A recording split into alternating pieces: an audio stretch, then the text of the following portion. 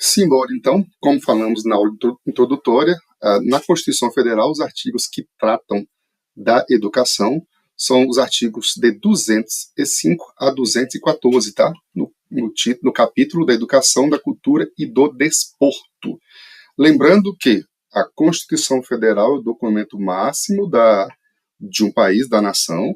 Ela está equivalente para a nação, assim como a Constituição Estadual vale para o Estado como documento máximo, e para os municípios, a lei orgânica. Tá? Então, os documentos máximos são esses, de uma nação democrática com um sistema republicano, como é o sistema brasileiro, Constituição Federal e Estadual, e o documento maior dos municípios é a lei orgânica, seria o equivalente às constituições. Tá?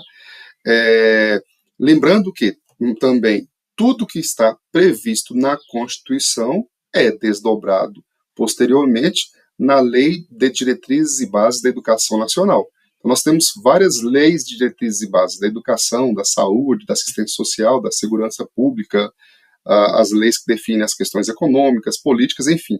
Todos esses documentos derivam da Constituição Federal.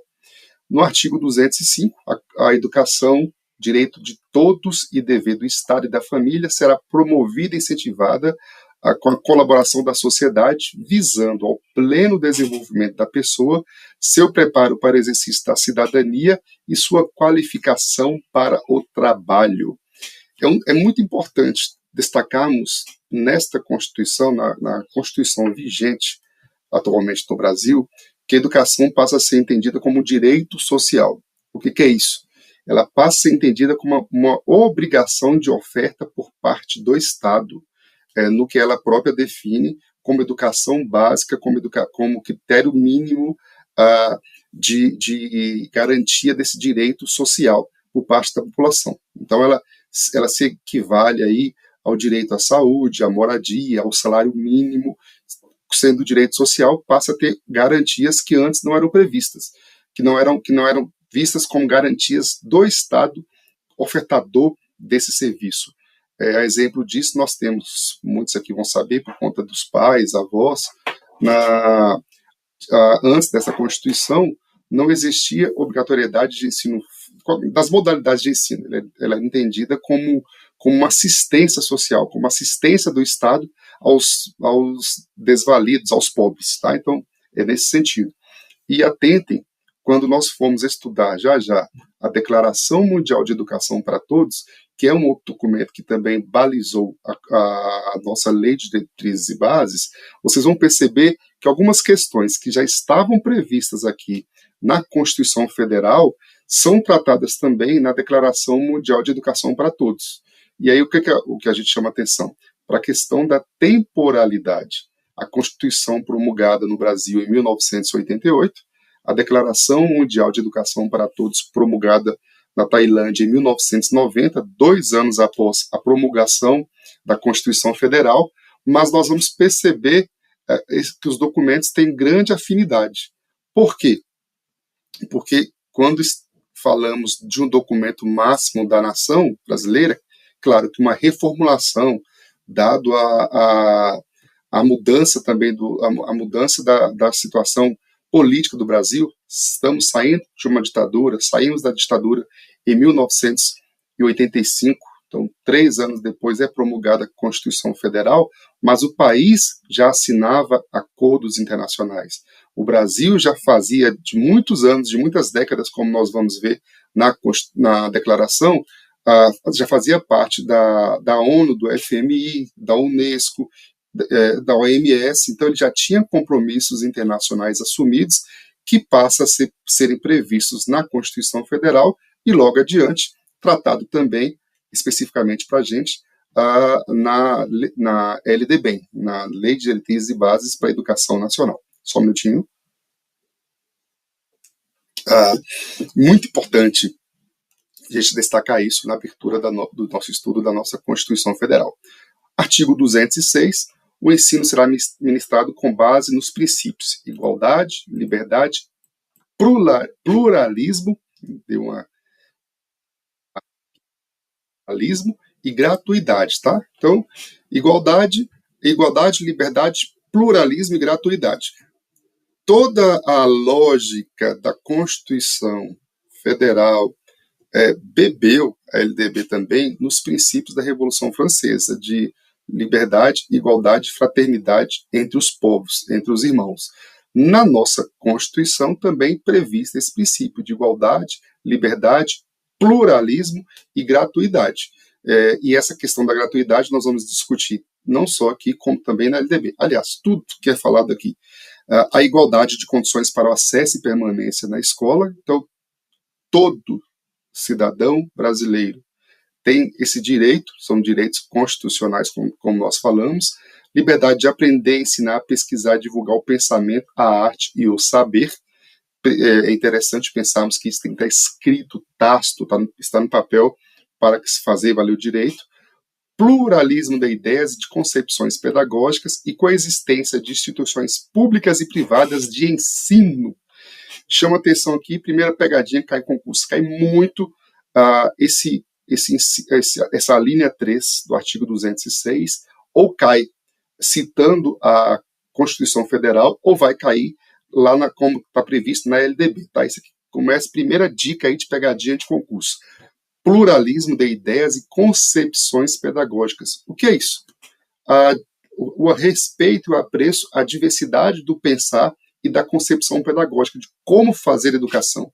Não existe somente, segundo a nossa Constituição, não existe somente uma forma de ensinar. Então, é possível eu ter várias concepções pedagógicas que fundamentam o meu fazer pedagógico, a minha ação docente, as minhas metodologias de ensino, as minhas metodologias de alfabetização. Então, eu posso utilizar um método, por exemplo, na alfabetização fônico, o silábico, o global. Eu posso utilizar, por exemplo, para o ensino avançado de matemática, de ciências. Eu posso utilizar as técnicas de aula expositiva, as técnicas de aula prática. Então, esse pluralismo da ideia é previsto. Pluralismo da ideia e de concepções pedagógicas. É a primeira pegadinha que cai no concurso. Lembre-se disso. A nossa perspectiva é diversa, é ampla, é de garantir que todos aprendam com todos os recursos disponíveis. Então, há essa possibilidade infinita de se ensinar e de se aprender, e de pensamento também. E a outra grande pegadinha, a segunda parte da linha 3 do artigo 206, que é a coexistência de instituições públicas e privadas de ensino. Parece óbvio, mas não é. Então, essas questões naturais, às vezes, nos induzem ao erro. Então, a Constituição prevê que é possível eu ter no escopo da educação brasileira as escolas públicas e as escolas privadas, tá? Tome cuidado com qualquer variação nesse sentido aqui e que às vezes aparece em concurso. Por exemplo, falando rápido, estou engasgando, vou tomar mais uma aguinha aqui. Pluralismo de ideias e concepções pedagógicas e a existência de instituições públicas sendo permitida em casos alternativos a presença de instituições privadas de ensino. Não. A coexistência de instituição pública e privada. Por isso, na sua cabeça, qualquer variação é pegadinha. Tá? Então, eu tenho o direito de pensar, de me expressar, direito de utilizar métodos, técnicas de alfabetização diferenciadas, de ensino diferenciadas, e direito e a existência de instituição tanto pública e privada. Tá? É muito óbvio, mas eu faço questão de chamar atenção para esse item do artigo 206. Ainda no artigo 206, o inciso 5, valorização dos profissionais da educação garantidos na forma da lei, planos de carreira com ingresso exclusivamente por concurso público de provas e títulos aos da rede pública. Então, se vocês estão estudando aqui no preparatório para concurso, é porque a Constituição Federal do nosso país garante isso, que o ingresso dos profissionais para o exercício da carreira docente, da carreira do magistério, ele deve acontecer exclusivamente por concurso público de prova e títulos. O que é isso na prática? Na prática quer dizer, e isso é uma dica muito utilizada, que se na prefeitura da minha cidade, se no próprio estado, existem pessoas ocupando o cargo público por designação, designação por cargo vago, é porque existe essa possibilidade de incorporação desse profissional ao quadro efetivo da rede pública municipal, estadual, distrital ou federal. Então, o próprio cidadão pode requerer a abertura de concurso público, como no caso, nós temos vários casos aqui no estado de Minas Gerais, das prefeituras assinando TAC, termo de ajustamento de conduta para oferta de concurso público. A pandemia atrasou muito a abertura de concursos públicos, mas isso começará a se normalizar a partir do ano de 2023, com certeza. O próprio concurso do Estado, que já é previsto agora em 2022, que vai ter abertura do edital a partir do ano de 2023, porque existem cargos vagos que podem ser ocupados a bem do serviço público, a bem da oferta e garantia da qualidade da prestação desse serviço. Gestão democrática do ensino na forma da lei e garantia de padrão de qualidade. Gestão democrática de ensino na forma da lei.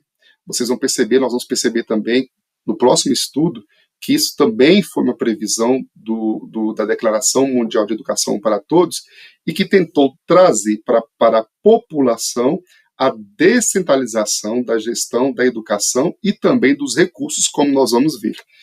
Qual que é o objetivo disso? Aproximar da população essa gestão, tentando garantir maior participação da população, garantir maior qualidade na prestação do serviço público.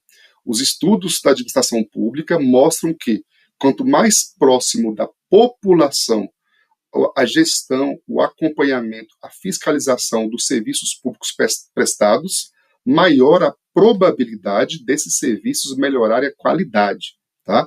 Nós temos isso acontecendo em outros segmentos. Na educação, é um esforço de várias maneiras.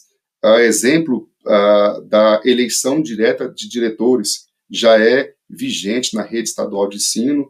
Alguns municípios adotaram a eleição direta, outros não adotaram. É muito visível nos municípios que não adotam a eleição direta para diretores a interferência da política, da gestão, da política que ocupa a gestão municipal nos processos de ensino. Então, quando fala-se dessa gestão democrática, é dar ao povo, às comunidades, a oportunidade de gerenciarem, de acompanharem, de interferirem nesse serviço público. Tá entendendo, mais uma vez, como eu falei, entendendo a educação como um direito social, como obrigação do Estado de ofertar dentro dos critérios mínimos que o próprio Estado e os legisladores pensaram para a educação. O piso salarial nacional para os profissionais da educação escolar pública, nos termos da lei federal. Então, pegadinha também de concurso. Piso salarial profissional nacional para os profissionais da educação. Atentem que tem prefeito que não paga o piso nacional, atentem que tem governadores que não pagam o piso nacional também, tá? Lei federal, está na Constituição desde 2006, olha só, em uma emenda constitucional de 2006. Então, o piso salarial profissional nacional, então, piso nacional, paga-se, então, aquele valor mínimo equivalente ao mínimo de acordo com a equivalência nacional. Eu posso até pagar mais, menos que isso é inconstitucional. Atentem também que existem prefeitos, governadores que responderão pelo crime de improbidade administrativa por não pagar esse piso nacional, tá? É claro que temos que chamar atenção aqui para as variações. Qual é a variação? A proporcionalidade. Algumas prefeituras e estados pagam por equivalência de 40 horas, outros por 30, outros por 24 horas também. Então vamos atentar para isso, mas a partir de 2006 é previsto o piso salarial nacional para os profissionais da educação, ok? Garantia do direito à educação e à aprendizagem ao longo da vida. Olha que interessante. Essa emenda constitucional de 2020, quando formos tratar especificamente da LDB, vamos adentrar nesse assunto, mas isso surgiu a partir da observação de que nós não estávamos, enquanto serviço público, garantindo a aprendizagem, a educação, em especial ao longo da vida, não só das crianças em idade escolar, dos jovens e adultos em idade regular escolar, mas dos jovens da EJA, da educação de jovens adultos, aqueles que não tiveram acesso à educação na idade própria, e também das pessoas portadoras de necessidades especiais, dos indígenas, quilombolas, enfim, é uma emenda de 2006 que eu não vi em concurso, porque não teve ainda, mas que pode cair. A garantia do direito à educação e aprendizagem ao longo da vida. Perdão, emenda de 2020, tá? Emenda recente de 2020, a garantia do direito à educação e aprendizagem ao longo da vida.